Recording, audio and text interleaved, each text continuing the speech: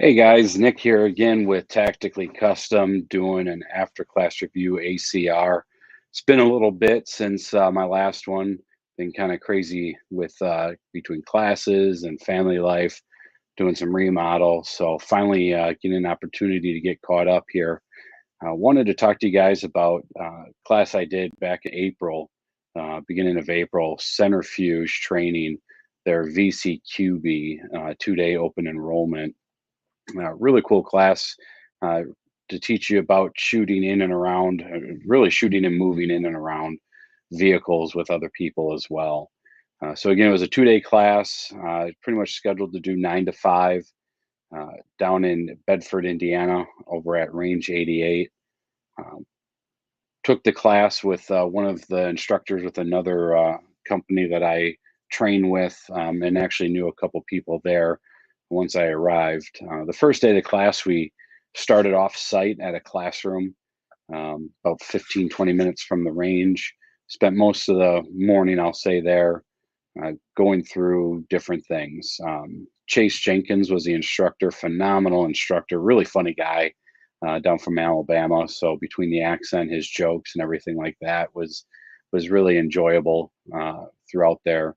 A lot of LEOs in the class. Only had about 6 or so civilians, a lot of LEOs, and they were actually, a lot of them were firearms instructors for their respective departments. So it was cool to get a different mix. The class is designed from Centrifuge really for the law enforcement um, agencies for what they do day in and day out. Uh, but with the instruction that Chase had, he would also bring in different civilian context and where it's at applies to what we would see or do on the civilian side. Um, we went through a lot of different slides throughout the classroom, a lot of statistics to show and back what we're going to be learning and how fast gunfights are. One of the big things that I took away during all the stats was how quick a gunfight has been around vehicles. Typically, they're within seconds, 3 to 7 seconds, I believe is what it was. Is the average gunfight around a vehicle. We've seen videos of this and how quick it actually goes. And I'm sure for those who have ever been involved in it, it seems like an eternity, but it's crazy how quick these can be. So by taking a class like this, you're able to position yourself properly on the vehicles to win that fight at the end of the day, if you ever have to get into there. So after going through the different slides and everything like that, we also went over the safety brief, safety plan for out on the range. One of the things that was really driven home, especially in an advanced class, this is definitely not a basic class, but in an advanced class, point blank, if you muzzle somebody, you're out, you're done. That's kind of a no go, no joy from there. I really like that. I've taken other training, and that's maybe not be that standard. But when you go into advanced class, you should have enough training with different carry and ready positions where muzzling somebody should never even be a thing. That just shouldn't happen. So that was really cool to see. After the classroom time, we drove down to Range 88 down in Bedford. It's about 15, 20 minutes, like I said, to get to the range from there, through a lot of back roads, if you will. Once we got in the range, it's really cool. The entrance to the range is kind of pops up on you. They do have a sign that says Range 88. Uh, I've heard from other people who have been out there. Usually they were getting stuck in mud or there was a lot of mud. But when we actually went out there, they had a gravel drive, or I should take that back. They actually had a grass drive that was dry for most of the way, and then gravel. So we didn't have to worry about where we were driving or parking. We are able to get back to the range. Once on the range, it's wide open. It's actually a fairly large range, nice big tall berm. It only has a 0 degree berm, so they don't have a U-shaped berm or anything like that. It's just a straight berm, but fairly wide open, so you can do different angles, if you will, while shooting and setting up there. Once we all got set up with our gear and everything, we started with drills right away. A lot of their drills uh, I took from the beginning is more so to see how safe people are with their firearms. We did a lot from the holster right away, shooting on paper targets, your regular USPS or USPA targets, A zone targets, if you will, uh, from the holster, making sure we can safely maneuver there. Then we did drill from different firing positions, which I thought was kind of cool. Um, Chase would call out a number and tell you what the numbers were. So, if he said number one, which is what our first position was that we would run from, was standing, and it would be 1 round to the head. Two would be squatting. You would shoot 2 rounds to the body. Three would be kneeling, and then 3 rounds to the body. And then when he would call out a four, it would be 4B, 4A. That would be either left or right on the ground, parallel to the berm, shooting at the target. And what that would do is signify or give you an example of if you were to slip or fall within a gunfight, you generally will find yourself on your back or on your side to be able to engage a target. So we first, without moving too much, would shoot from these different positions. Then what he would do to get you really thinking and get your heart rate going and making sure we were all safe is he would randomly start calling out numbers. Um, we would split the line up into half, so half of us were behind the firing line. We would also be helping just make sure we're yelling out the numbers that Chase was calling out, so that everybody could hear, the person by you could hear. But he would call out, for example, two. So as you were squatting or getting ready to fire, he may yell out one right away fast, or 4B or 4A, and then go back to one, and then three, 4B. And so really got you moving and having to think and listen to what you're hearing and be able to safely maneuver in all these different positions with your firearm, especially with people on the line. There may be, a round where you didn't even, or I shouldn't say a round, but uh, going through the drill, as he's calling this, you may not even be able to shoot a round because he's calling the number so fast. You're just still in the movement of moving. And then finally you would get to a part and be able to break some rounds off. So that was kind of really interesting drill. And again, it's to get you thinking and making sure you're paying attention and being safe with the firearm. Uh, we then pulled a vehicle on the line and we started talking about the vehicle and how to use the vehicle as cover concealment type of thing, and really what's called stacking the pillars. So with modern day cars, especially modern day cars, and even European cars are made even stronger with different steel alloys, but the pillars, which is the structural part of the vehicle, the vertical pillars, you have an A, B, and C, sometimes a D depending on the vehicle if it's a big SUV. But most of your cars have an A, B, and C pillar. A pillar being the angled pillar by your windshield that goes typically from your hood to your roof. The B pillar, which is the vertical pillar in between the two doors, your front and back, your rear door. And then you would have the C pillar, which again is the angled pillar that goes from your trunk to the roof. These pillars are very strong. And we talked about stacking the pillar. So whether you're standing on one side of the vehicle, let's say by the driver door, and you wanted to stand towards that center is really where you would want to be, you would put the B pillar that's closest to you and the B pillar from the other side of the vehicle in line with each other to use that as cover. You can also do this on an angle. So we talked about, maybe you're standing back by the trunk. So you have your C pillar back there and you want to stack to your A on an angle. Maybe somebody's, angled from you. Or you're in the back or front of the vehicle and you want to stack all three A, B, and C pillars together. Again, it's just a ballistic advantage. It allows to put a lot of steel between you and that your adversary, to when they're shooting at you, that their rounds can catch. We also then talked about curving or contouring your body to match with these pillars. So a lot of times you see on different movies and shows and things of that nature, they may be behind the car shooting or on the side of the car. But the big thing is to curve your body into those contorted positions, if you will, to use those pillars effectively as cover, or as ballistic protection, if you will, as you're in your gunfight. So we went through that. We talked about it.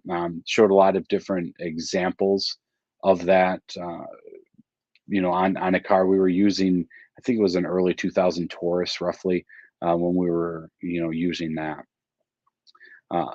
The other thing that we then did is a ballistic demo which is kind of cool because not a lot of people see what firearms or what rounds can do to a car. So we took that same car and started shooting different rounds at it, from 9mm, 5.56, slug. I believe we even had a 44 Magnum or a 357. And then Chase even asked if any of us had our own either personal defense or duty ammo that we wanted to see what it would do to a car. So what he would do is actually show us the ballistic protection these pillars had to it. So he was shooting directly at the A pillar or the B pillar, and this to show us what the rounds would do. And surprisingly to a lot of people, now I've done other vehicle classes before, so I've seen ballistic demos before. A lot of people there, and even in the law enforcement, haven't seen what rounds can do to a car. But it can surprise you that those pillars stop a lot, from the slug to the 9mm 5.56 green tip. I mean, a lot of it is greatly reduced and stopped by even just one pillar, let alone when you stack pillars. It takes multiple rounds to break through that. So he was showing that through the different pillars, and then to prove and make that point home, the B pillar, which again is that center pillar, we set up a target on the opposite side B pillar. So the whole point of this was he was shooting from one side of the vehicle into one B pillar. We wanted to see how much or how many rounds it would take to pass through the center B pillar on his side, go through the other B pillar and hit the target. So again, shooting through two B pillars, and how much strength this would have if you stack the pillars, and how much ballistic advantage you would have. So he had an AR-15, 30 round mag, 5.56, and started shooting. Chase is a very good shot, and he was grouping them very well. 30 round mag, still no penetration. Put another 30 round mag in. Kept going, still nothing. Put another 30 round mag in. Kept going, nothing. Put another mag in and started going again. And it was roughly around 135 to 140 rounds. Finally, we had a bullet pass through the first B pillar, through all the carnage of the seats, into the next B pillar, and finally pass through that B pillar to hit the target. So really what that's driving home is how much ballistic protection you have. Now, would anybody stand around a vehicle and get a 140 round shot at them without them moving? I would hope not. I mean, every situation's different, but you do have a significant amount of ballistic protection from vehicles, especially newer vehicles, when you can stack these pillars. And that, again, just right in front of us, showing us what that would do. We then moved to the front of the car to show how much protection we can have from the front of the car. So he was shooting rounds from front to back. Now, the one interesting thing that he noted, and a lot of the statistics, what shows is if somebody's in the vehicle, let's say a driver in the vehicle, and somebody is shooting at the driver in the vehicle from outside.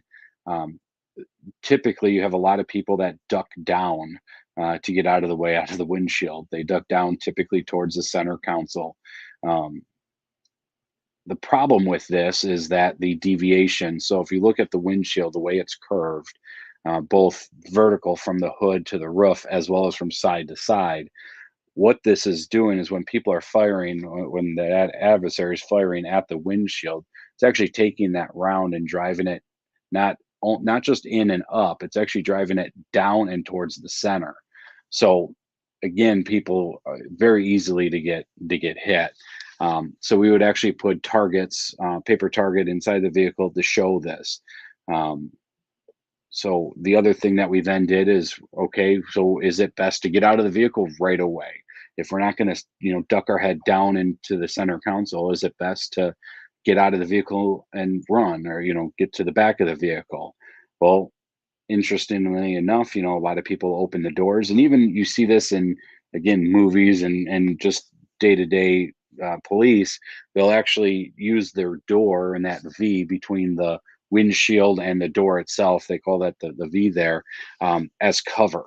Well, shooting at that, there is zero ballistic advantage to that. So it literally an unarmed or an unskilled person can just throw up a gun, which Chase was able to do, not even aiming, throw up a gun and hit these targets through these doors and through the windshield very easily. So what do you do? Um, Again, going back to the statistics, which Centrifuge really does well, is the proof is in the pudding. Proof is in the statistics of everything that's done. You generally, from what I've even seen during this class, you're better off grabbing your firearm while you're sitting and be able to engage that target so that you can safely get out of the vehicle as soon as you can. But you're generally, again, every situation will dictate. That's going to be my stamp on this. From what it was shown during class and what we did, generally, if you engage that target through the windshield and then to be or through the side windows or wherever it may be, you engage the vehicle or engage the person or persons, and then get out of the vehicle as soon as it's safe to do so. That's really your best bet. Then you would stack the pillars for your cover for your ballistic advantage and finish the fight if needed. So that's kind of what was driving that point home. Then we went to the back of the vehicle and also was able to see uh, how the rounds would even pass through the windshield into the back and all of that fun jazz. So really, that ballistic demo just showed what rounds and different size rounds can do to a vehicle and what parts of the vehicle you can use and have a ballistic advantage of it.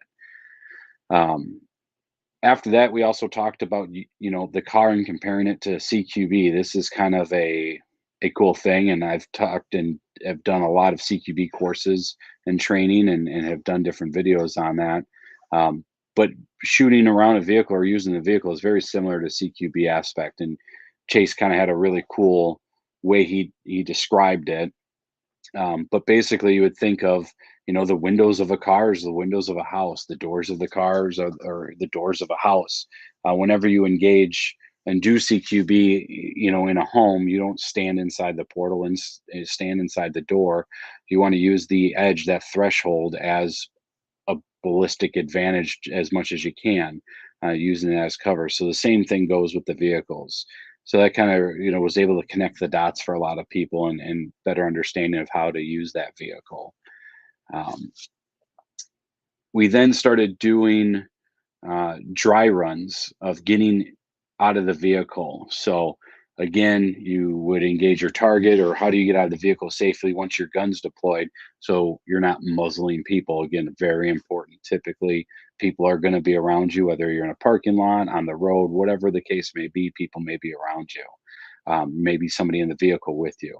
So Chase did dry runs and showed us step by step how to get out of the vehicle safely and where to orientate your muzzle from both the passenger side, driver side, using your for those who are left-handed or the wrong hand, and then right-handed. Then we would do dry runs of it as well. Now, when we did dry runs, we would actually take the slides off of our firearms, put them in a separate place. So we would just use the frames of our firearms to do these dry runs. So we would take turns, both driver and passenger, with the seatbelt on, and how to do that. We'd also talked about how to stage. Do you stage the seatbelt? This is kind of something that's I've been in other classes and has been questioned has come up. How do you stage your seatbelt? Do you put your seatbelt behind the firearm so you can access it? Everything like that.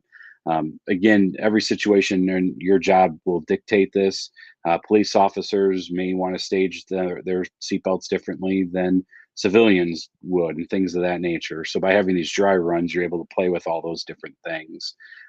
So the biggest thing there was orientating your muzzle in the right way, using the steering, the wheel, the airbag area, your horn area is a good place to deck your firearm in order to be able to operate your safety belts properly, not to muzzle your arm, your hand, your foot, whatever the case may be, and then get out of the vehicle in a safe manner. Holster index is a big thing that was really used here throughout. Another safe way to maneuver out of the vehicle, around the vehicle, things of that nature. Indexing your thumb on your holster or your belt, depending on if you're using concealment um, inside the waistband, I should say, holsters. and then temple index, also using your latching your thumb behind your ear to be able to temple index to again maneuver inside the vehicle or outside of the vehicle safely, depending on the people around you, if you will. We then started talking after the dry runs. We talked about porting through the glass. So this is another thing that a lot of guys there have never done before, shot through glass. Um, just as we talked about shooting in to the vehicle from outside and how those rounds deviate down and in. Opposite is from the inside. Your typical rounds will deviate up and potentially out or in, depending on where on that windshield you're shooting from. So the key to it is shooting and portholing. You want to make those same rounds go through the same hole, so less that it's affected with the laminated glass. So all front windshields are laminated glass, and even newer vehicles now have side windows that are laminated glass. That lamination can deviate the rounds. So that was one of the things that you have to be careful of. So by having this course, you're able to see how rounds will deviate, and they can deviate quite a bit. You know, some are deviating 6, 7, 8 inches. Again, the key is to porthole, because if you don't porthole and shoot into that same hole, and just keep going, then the next round deviates and the next round deviates. You're never going to get your hits on your targets. So one of the things that I've learned from other classes and this class is, if I was shooting through a windshield, that first round I want to aim kind of lower. So if I want to hit a guy kind of mid chest, I want to aim towards the belly button, because that round is gonna go up, and then I can porthole up. Or you shoot for the chest, and you know that first round's going to deviate, but you want to make sure you follow it up consistent hits fast and porthole to hit your target. So there's two ways of thinking of that. But it was cool to have to be able to fire rounds from inside the vehicle, to see this firsthand, and to be able to work that run. Um, then the other thing we then did was shoot from around the vehicle. So we had targets lined up. The interesting part here is you can see when he would put a target, let's say right by the headlights of the vehicle, and then you would go to the back and you would want to stack the pillars. Again, get that angle on those pillars to use as much ballistic coverage as you can. Well, when you do that, you're not going to necessarily hit a target center mass. So it's very interesting to see where the rounds would land, and that would actually show you and show Chase if you are using the cover properly. You don't want to be hugging the vehicle or humping the vehicle. You want to be off the vehicle a little bit. Again, just using that cover better, and again, angling, getting your body contorted to match the angles of those pillars. Um, when you would hit the target, he kind of drew a line with black marker that went basically from the neckline down. And most of those rounds you're really going to hit is the chest area, the boob area, if you will, shoulder area, because again, if you're using that angle properly, that's all that's exposed for you to actually get. You can't really get your typical A zone or center mass shot if you're where he had the targets laid out. Again, to really make sure you're using that angle of contorting your body properly to use that ballistic advantage. So that was kind of the first day. It wrapped up pretty much on time. Chase was running very well on time. Throughout the class too, we did break about halfway through. He would ask us kind of what have we learned, what have we liked so far, what's a takeaway, which is kind of cool throughout the day.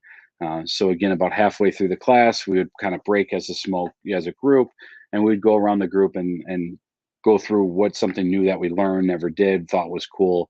Again, was a great takeaway from there. And then we would do that at the end of class. But we ended class about 5 o'clock, a couple minutes before 5. Second day, we arrived back at the classroom again to do a recap of everything that we learned yesterday. And then we watched some videos and some police footage, security cam footage, which really drove the point home what we learned that the day previous, that Saturday, and what we're going to be practicing more today. Day 2 was a lot more what I'll call physical. a little bit higher round count, a little bit more movement, or I shouldn't say a lot more movement, which was kind of cool.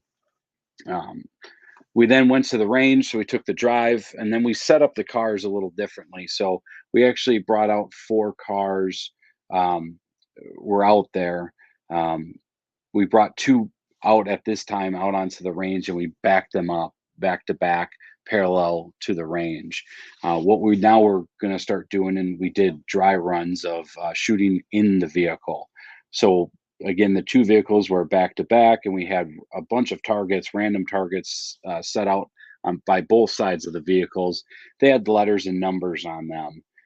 We took turns dry run inside the vehicle after Chase demonstrated how to do this of shooting in the vehicle. So again, Chase demonstrated from the driver's side. Um, would get engaged with a target, and then they would call out a number or a letter. And what you would do is properly move, generally temple index, and to be able to engage that target. Now, the fun part of this, and the harder part, is some of those targets were behind you. So you actually had to either lean out the passenger, over the passenger seat, if you will, to engage the target. So fully extend your arms out, get a good lean, to extend to get a target, that was kind of kitty corner off to the front fender. Sometimes you had to push yourself up towards the door and prop that to give you, kind of brace you to hit right through the passenger window. And sometimes they were in the rear passenger window that you would have to engage. So you have to go to temple index, contort your body around the seat of the passenger to fully extend to shoot out the rear passenger side window. That was something, again, that not a lot of people have done or practiced. So that was kind of interesting to do. We took some turns doing dry runs of this. Uh, on both vehicles. We had RSOs there in Chase that were kind of watching this to make sure we were safe during the dry runs, and then we did it live. Um, it was very interesting doing it live. They would just start yelling out um, random numbers or letters, and you would have to engage those as you saw fit, 2 to 3 rounds per target. So that was kind of cool. And they would speed it up and slow it down. Again, get your brain thinking, get you a little bit under stress, so you can get that brain processing all of this information. And again, part of it is to see if we're doing it safely, because this would all add up to also doing it with a partner. So after we finished that up, we then started doing dry work with partners in the vehicle. So there'd be 2 people in the vehicle, driver, passenger. And again, Chase demonstrated this first dry, how this looks with the partner and how you would engage that. Again, same targets. They would be a random array outside the vehicle. The partners would have to practically climb on one another at times. It was kind of funny to be able to safely get your muzzle where it needed to be, what we call online. So your muzzle of your firearms are proper. It's not that somebody could bump you and you can muzzle each other. But we needed to do this safely. So we did do this dry a handful of times in both vehicles, again, to make sure we were safe doing it before we moved on to live fire. They felt that we were safe with this, so we moved on to live fire with this. I was actually partnered with one of the guys, Sean, that I know through another training company, a partner at the training company that I go to. 2 bigger guys. It was very interesting how we were crawling around each other. Sometimes you can't engage that target because you safely can't get there, or your body can't contort to get there. So we did that live. That was a pretty cool experience, being inside a vehicle, having the firearm that close to you, and the gas that was coming out of the pistols inside the vehicle and things of that nature. Again, the key is pushing those muzzles as far out as possible to help push all of that stuff outward. So after we did the partner, we then switched to moving the vehicles a little bit differently. So we brought 4 vehicles out at this point onto the range. We had there was one vehicle that was on an angle to the berm. There was one that was straight onto the berm, so perpendicular, and then 2 that was parallel. Each vehicle had 3 to 4 different targets placed in front of it, all different distances away from the vehicle. Some were even on its side, on the vehicle itself. We started on one side and one at a time went to each vehicle. You could call it a station to engage the targets, and we had to engage them in a specific order, furthest target to closest target. So we would have to move on the vehicle in order to use and stack the pillars properly, to get as much ballistic protection in order to engage these targets. So we'd also have to go into different carry positions in order to move from one side of the vehicle to the other. Um, on some of the stations, the parallel stations, they actually had a target that was tipped on its side on the ground. And when you got to that one, they would call out, the trip hazard basically. You would then have to safely, muzzle in the right direction. You would actually go to your side, whether it's the left or right side, depending on the vehicle and where that target was orientated, to actually take that shot. And again, what that was giving you the experience of is if you fell, slipped, tripped, fell, whatever the case may be, you're on the ground, you still have to engage the target. And again, it's just giving you reps and experiences on how you would do this. So you would go to each station, you would do that. And then we actually ran the station backwards. So once everybody was done, we went through each one of the vehicles the other way now. And again, we had to engage the targets the same way. So sometimes what that meant on some of these vehicles, we'd actually have to use the the cover of the pillars, stack the pillars in order to move safely to the front side of the car, let's say, in order to gauge and then go back. So again, it was thinking of where we needed to use these pillars in order to give us the best ballistic advantage throughout. So we ran that through, again, one at a time backwards. The other thing now that they amped up, again, because we were a pretty safe class, I thought as well, what they did is split the line. So half of us went on one side, half on the other. That same drill with the targets at different distances and things of that nature that we were just doing from either side. Now we're funneling the targets or the stations, if you will, from both sides. So each side of the stations had people funneling in. So now not only do you have to think, am I stacking the pillars properly? How do I need to stack them to engage these targets, engaging the targets? Am I engaging the target in the right order? Everything like that. But now there's people around me. Can I safely move? And how do I need to safely move? Do I need to do a temple index? Do I need to do a holster index to safely move to the next vehicle? In order to engage. Now, one of the things are if the guy is laying on the ground as a slip or fall shot and I'm moving up to that vehicle, I cannot be in a holster index because now I can muzzle him. Now I have to be at a temple index. So again, it was getting you to think and making sure you're doing this safely throughout the process. Because again, in a real life situation, you don't know where that person's going to be and how you need to orientate your muzzle in order to safely move about. So we ran through that drill. That was a pretty interesting drill.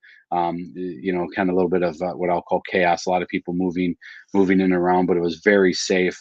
Really cool drill to get you thinking about it, more so than just standing around in the car and shooting. It was actually using all of the vehicles to their advantage. Um, we then, once everybody was done with that, we had two RSOs from the range and then Chase. Uh, we would then have the three of them. So we'd have three students go up.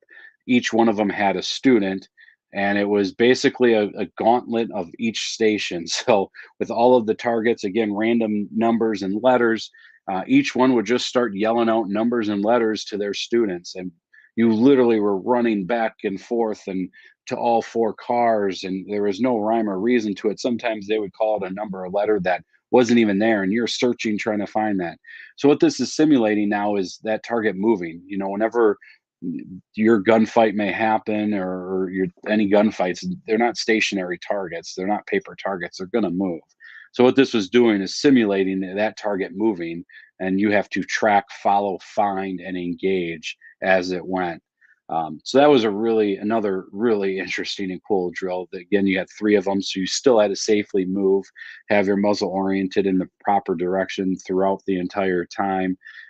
One of the things I laughed, I went up to Chase and I was like, just remember this body, because some of these guys were getting worked pretty hard, back and forth, back and forth. It's almost like burpees, with a firearm type of thing. It really got your blood going. You got your oxygen level up. You were going. It was really a cool drill. So we ran through all of that, and again, middle of the day, we were pulled into our group, and again asked, what did you find interesting? What have you learned? All of that stuff. And Chase now had, I'll call it, a little bit more downtime when students are running through these stations. We had a little bit more one-on-one time with the RSOs or with Chase. And again, Chase, phenomenal instructor. His jokes are hilarious. If you ever have a chance to take a centrifuge class, take it, just to hear his jokes for all intents and purposes. But a lot of good information. Uh, so after that gauntlet drill, the burpee drill, if you will, of the three students running around, we then had our, what I'll call, our culmination drill. So it all kind of went back to the first day, where these gunfights are quick, few seconds, 3 4 5 seconds. They're not fast at all. So we moved most of the cars out of the way. We had one car. Chase had UTM guns with them. So what UTMs are, if for those who don't know, and other podcasts that I've had, I've talked about them, but they're basically Glock handguns, but they shoot paint rounds. They cannot shoot real ammo. They physically cannot shoot them. So we had two UTM guns and the safety gear, which is basically a face mask, kind of an airsoft mask. And you had a 1 versus 1 drill, which is very interesting. Um, there would be two students, and they would be on opposite side of the vehicle. You would have the gun in your holster, hands on the car, your toes touching the car. Again, opposite sides of the vehicle. So one would be on the passenger side, rear fender touching. The other would be on the driver's side, front fender touching. When Chase would yell fight, you would have to draw your weapon, use the pillars to your advantage, use the vehicle to your advantage. Don't stand in any portals or windows, and hit your target. Um, One hit and you're out. If you don't get hit, you continue to keep going until you get hit.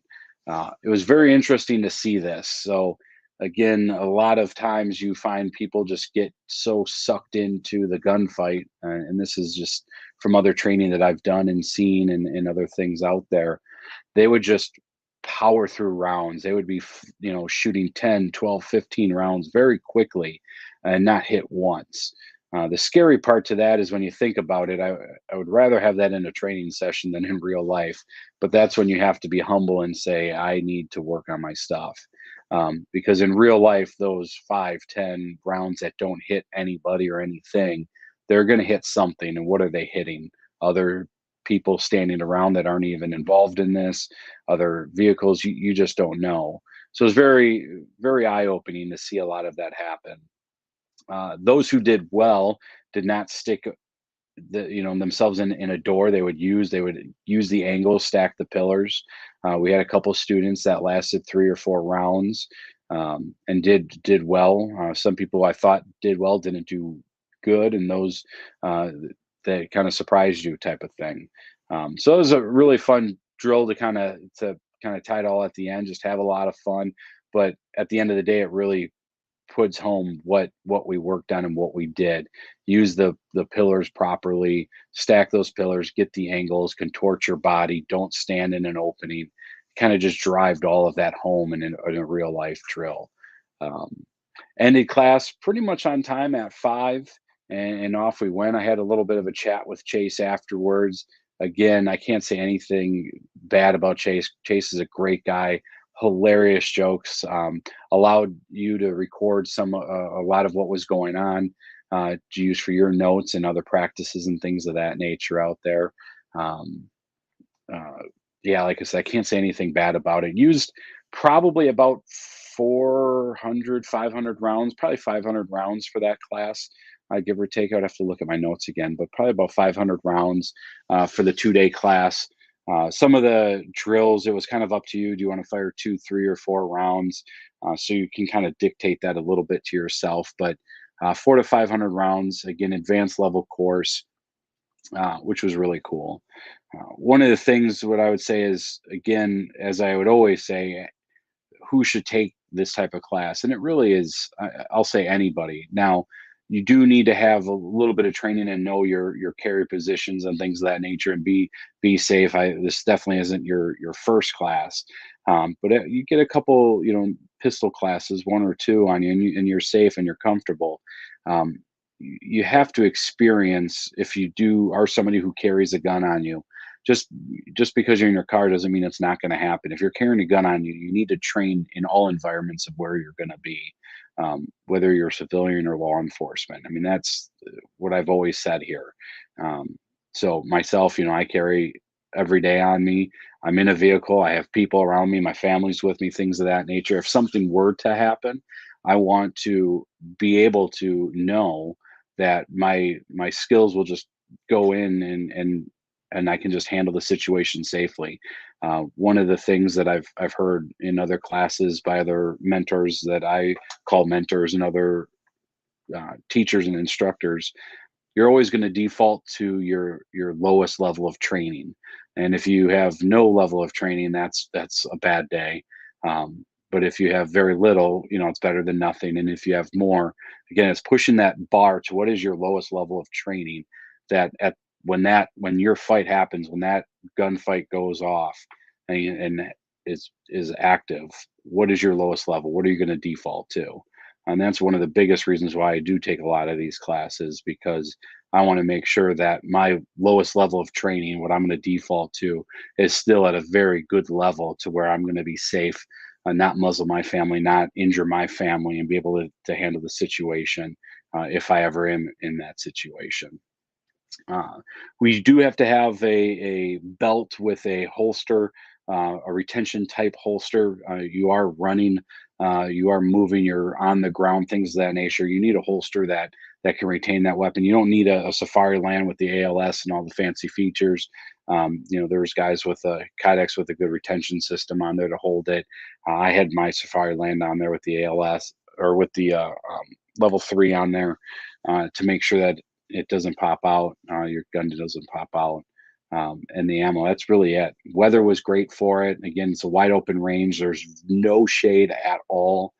So if you are taking classes out at Range 88 in the summertime, bring yourself a little pop up tent or something like that. Make sure you have a lot of sunscreen on. The first day was a little windy and chilly. Second day was great weather. I want to say it was upper 70s and sunny, so it was really good. But all in all, great class. Range 88 is a great range, great host, really cool guys. I know they host a lot of different classes there. Centrifuge, again, can't say anything bad about them. And Chase, great class, for what you get out of it, especially if you've never shot around a vehicle or shot in a vehicle, things of that nature. It's definitely something that you need to take. Signed up for their Well That Sucks, which is kind of like an injured shooter type class, open enrollment. I believe that one's going to be in August down in Crete, Illinois. So I'll obviously be doing one of these on there. But definitely check them out. Centrifuge Training, their website, Facebook. I hear nothing but good things about Will, and Dan and other guys that are part of Centrifuge. I can't go wrong with who you get. But look them up. Open enrollment 2-day. If you're law enforcement, they have law enforcement classes, which is a 3-day. Then they also have instructor, which is kind of cool. So they actually give you all of the information to bring this back to your departments, to teach this to your departments. It's just not enough to know this, and there's so many police departments out there. If you're part of a department and you're able to go out there and take the instructor program, it's great information to bring back, a great program to implement to make yourself safer and make the department safer. Again, just from the videos that I saw and the statistics, this needs to get out there more. It's a great program to really protect it. So just want to say thank you again for tuning in and listening or watching. Again, Nick with Tactically Custom. I do these on all my classes. I have some more coming up.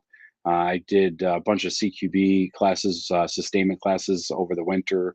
I'll do some talking on that. I'm trying to get a guest to talk with me on those down in Canton, Ohio. Huge facility. phenomenal problems that you run into doing CQB in a structure.